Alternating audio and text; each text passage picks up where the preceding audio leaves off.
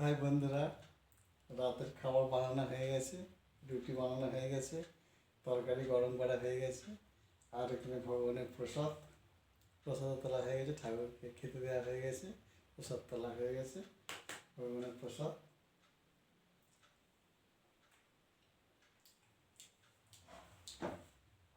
তো বুঝতেই পারছো, তোমাদের দিদিভাই নেই বলে খুব অসুবিধা হচ্ছে, নিজেকেই সব কিছু করে নিতে হচ্ছে।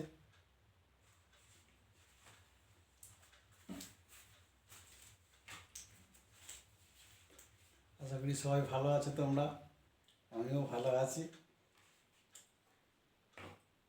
একটু অসুবিধা হচ্ছে, কিন্তু ডিউটি থেকে সেগুলো বানাতে হচ্ছে, একটু অসুবিধা হচ্ছে, কিন্তু তাও ঠিক আছে, সব দিকটা তো তাকে দেখতে হবে।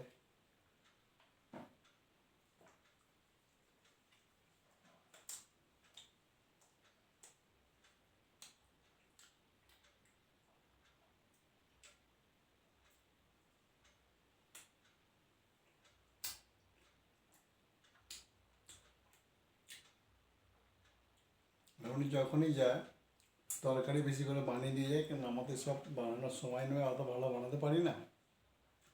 তরকারি মোটামুটি বেশি করে বানিয়ে দিয়ে যায়, নিরামিষ তরকারি। এখন আমি ফ্রিজে রেখে এখন 2-3 দিন ধরে খেতে পারি, কোনো অসুবিধা হয় না, তার মধ্যেই আবার চলে আসে।